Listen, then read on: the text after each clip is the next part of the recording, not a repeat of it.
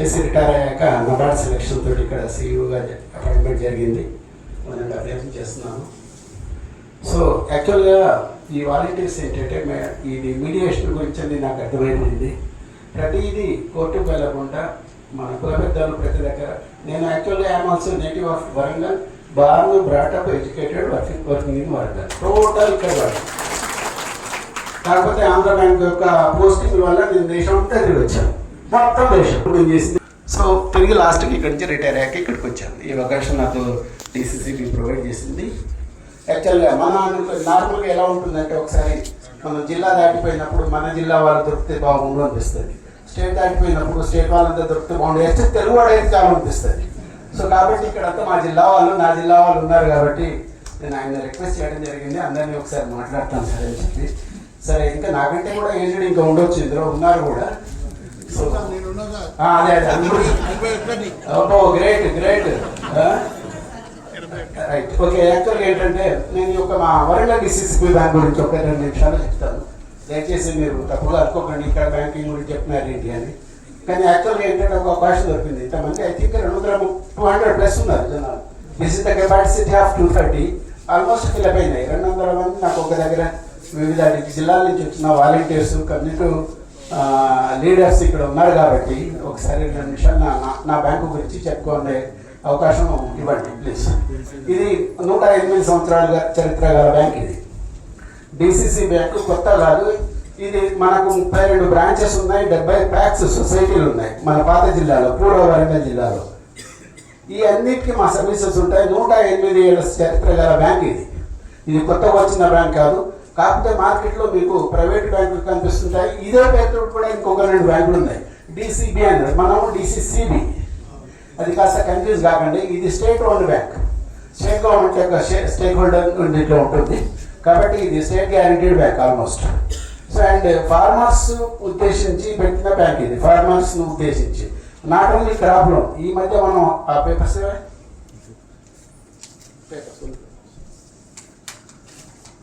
కాస్త డీటెయిల్ చెప్తాను sir please. అంటే ఏ ఆర్గనైజేషన్ అయినా కానీ బిజినెస్ నార్మల్గా ఏంటంటే, మీ బిజినెస్ ఏంటంటే ప్రాఫిట్ ఎంత అండి అని అడుగుతారు ఎవరైనా కానీ. దాన్ని బట్టి బిజినెస్ చేసే వాడి కెపాసిటీని ఎస్టిమేట్ వేసుకుంటాం. మాకు లాస్ట్ ఇయర్ 27 crores ప్రాఫిట్ వచ్చింది యాక్చువల్గా. అండ్ మాకు డిపాజిట్లు 595 crores ఉన్నాయి. అండ్ లోన్స్ 1634 కోట్ల డిపాజిట్. మొత్తం 2230 కోట్ల బిజినెస్ చేస్తున్న బ్యాంక్ ఇది. ఇది ఓన్లీ మన వరంగల్, పూర్వ వరంగల్ జిల్లాకు పరిమితమైన బ్యాంకు. ఇక్కడి డబ్బులే ఇక్కడే డిప్లాయ్ అవుతున్నాయి, బయటికి ఏం పోవట్లేదు. సో ఇలాంటి బ్యాంకు యాక్చువల్గా ఏ ఆర్గనైజేషన్ అయినా ఒక మాకు పర్టికులర్ ఒక బ్యాంక్ అయితే రిజర్వ్ బ్యాంకు, నబార్డు, వీళ్ళంతా గైడ్ లైన్స్, ఇన్స్ట్రక్షన్స్ జరుగుతుంటాయి. మనకి ఇలాంటి బ్యాంకులు పాత 10 జిల్లాలు, మనకి 10 జిల్లాలో రంగారెడ్డి అండ్ హైదరాబాద్, ఆ రెండింటి కలిపి ఒక జిల్లా, ఒక బ్యాంకు, మిగతా 8కి ఒక బ్యాంక్. అంటే టోటల్గా 10 జిల్లాలకి 9 బ్యాంకులు ఉన్నాయి. 9లో వరంగల్ ఒకటి. అండ్ నేను నిజంగా గర్వపడుతున్నాను, క్వశ్చన్ చెప్పబోతున్నాను. నబార్డు ప్రతి సంవత్సరము మన అంటే ఇప్పుడు లోన్ ఇవ్వడం, వసూలు చేసుకుంటాం కాకుండా మన ఇంటర్నల్ సిస్టమ్స్ ఎలా ఉన్నాయని కూడా ఒక్కొక్కసారి వాళ్ళు గ్రేడింగ్ ఇస్తుంటారు. యాక్చువల్గా వాళ్ళు A+B+C+ ఇలా ఇస్తుంటారు. ఈ 9 బ్యాంకులలో ఒక వరంగల్, మన వరంగల్, నేను మళ్ళీ చెప్తున్నాను, మన వరంగల్ జిల్లా బ్యాంకు మాత్రమే A గ్రేడ్ ఇంతవరకు. ఇంకా 8 ఏమీలు. సో ఇది రియల్గా ప్రౌడ్. అంటే మనకు బ్యాలెన్స్ షీట్ పెద్దగా కనిపించకపోవచ్చు కానీ ఉన్నది జాగ్రత్తగా చేసుకుంటున్నాము. దీనికి నార్మల్గా ఇప్పుడు లాస్ట్ 5 years నుంచి మాకు ఒక కమిటీ చైర్మన్ గారు మానేని రవీంద్రరావు గారు ఉన్నారు. ఆయన కమిటీ మొత్తం 18 మంది డైరెక్టర్లు, వాళ్ళ సూచనల మేరకు, వాళ్ళ పాలసీ మేరకు మేము పనిచేస్తుంటాము. సో ఈ రకంగా మేము ఇది యాక్చువల్గా లాస్ట్ ఇయర్ సాధించాము. అయితే మాకేంటి అని మీరు అనుకోవచ్చు. కాకపోతే నేను ఎందుకు చెప్తున్నానంటే, బ్యాంకు ఒక హెల్త్ ఇలా ఉందని చెప్తున్నాను.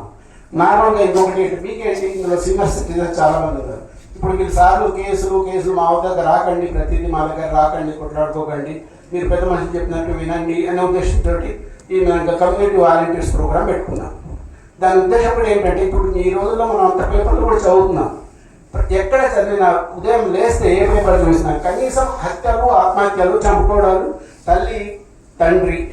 తండ్రి కొడుకు, హస్బెండ్ అండ్ వైఫ్, అన్నదమ్ములు, అక్క చెల్లెలు చంపుకోవటాలు విపరీతంగా చూస్తున్నాం. ఇది నిర్విధానమైన భవిష్యత్. ఇది మనం వద్దన్నా ఆపలేకపోతున్నాం. దానికి ఆపడానికి నార్మల్గా ఈ జ్యుడిషియరీ వాళ్ళు ఇలాంటి మంచి వినూత్న కార్యక్రమం మొదలుపెట్టి మన వరంగల్లో పెట్టుకోవటం, అది కూడా మా బ్యాంకులో పెట్టుకోవటం మేము నిజంగా గర్విస్తున్నాం సార్. ఎందుకంటే 3 days ఆల్రెడీ 1 day ఉన్నారు, ఇది సెకండ్ డే, నెక్స్ట్ డే రేపు కూడా మీరు ఉంటారు. అయితే దాని గురించి నేను దాని గురించి ఒకటి చెప్తాను. చాలామంది ఈ రోజుల్లో వచ్చే గొడవలలో డైరెక్ట్గా కానీ ఇండైరెక్ట్గా కానీ డబ్బుకు రిలేటెడ్ కేసెస్ చాలా ఉంటాయి.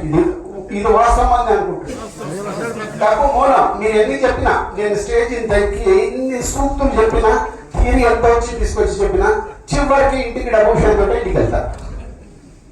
సో డబ్బుతో కూడి ఉన్న ఇష్యూస్ చాలా ఉన్నాయి. దానికి రక్త సంబంధం లేదు, తోడు లేదు, అన్న లేదు, తమ్ముడు లేదు, చెల్లి లేదు, మీరు ఎవ్వరు కాదని లేదు. దీన్ని ఇలాంటి ఏంది ఏమన్నా నార్మల్గా ముందు పెద్దవాళ్ళుగా, మీరు పెద్దవాళ్ళనే పిలిచారు, పెద్దవాళ్ళుగా ముందు మనం మార్పు రావాలి. మనం ఎంతవరకు ఇది ఫాలో అవుతున్నాం, దాని తర్వాత మనం వేరే వాళ్ళకి చెప్పినా కానీ వాళ్ళు ఫాలో అవుతారు. లేకపోతే నీ చూసుకోకపోతే నీ సంగతి చూసుకుంటారు. మీరు అది దాటుకొని ఈ స్టేజ్కి వచ్చారని అనుకుంటున్నా. మీ మాట నలుగురు వింటున్నారంటే మీ వైపు, మీ మాట వైపు దానికి వెయిటేజ్ ఉండాలంటే మీ బిహేవియర్, మీ డిసిషన్స్, మీ నిర్ణయాలు కూడా అలాగే ఉండాలి. అలా ఉంటేనే మీరు పెద్ద మనుషులు అవుతారు. బలవంతంగా 10 మనుషులు అయితే 2 రోజులుగా మీరు దిగిపోతారు. ఎవరు వినరు కూడా. మీ దగ్గర అయిపోతే మళ్ళీ పోసుకొస్తారు. దానికి వాళ్ళంతా క్లియర్గా చెప్తారు. కానీ డబ్బు రిలేటెడ్ కాబట్టి మీ దగ్గర మీకు డబ్బు రిలేటెడ్ రెండే, డబ్బు కావడమా మీ దగ్గర డబ్బు ఉందా, ఈ రెండే. మీ దగ్గర డబ్బు ఉంటే డిపాజిట్ వేసుకోమని అడుగుతాం. మీకు డబ్బు అవసరం ఉంటే లోన్ గురించి రమ్మంటాం. ఇన్ని పబ్లిక్ సెక్టర్ బ్యాంక్స్ ఉన్నాయి. స్టేట్ బ్యాంక్ దగ్గర నుంచి చిన్న సెంట్రల్ బ్యాంక్ ఆఫ్ ఇండియా దగ్గరికి మనకు 12 బ్యాంకులు ఉన్నాయి ఆల్ ఇండియాలో, నేషనలైజ్ బ్యాంక్. ప్రైవేట్ చాలా ఉన్నాయి, నేను చెప్పనక్కర్లేదు. అయితే ఏ బ్యాంక్ అయినా కానీ నార్మల్గా సెక్యూరిటీ చూస్తాయి. లోన్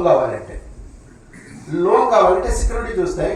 కమర్షియల్ బ్యాంక్స్ ఏదైనా కానీ ఒక అగ్రికల్చర్ పర్పస్ తప్ప ఏ పర్పస్ కావాలన్నా నీ దగ్గర అర్బన్ ప్రాపర్టీ ఉందా, ఇల్లు ఉందా, ఏముంది, ప్లాట్ ఉందా అని అడుగుతారు. ఎకరాలు అని అడుగుతారు. మీరు చూడండి, ఎక్కడైనా ఎకరాలు ఎప్పుడు అడుగుతారు, మీకు ఒక అంటే అగ్రికల్చర్ రిలేటెడ్ లోన్ ఉంటేనే ఎన్ని ఎకరాలు ఉంది అని అడుగుతారు.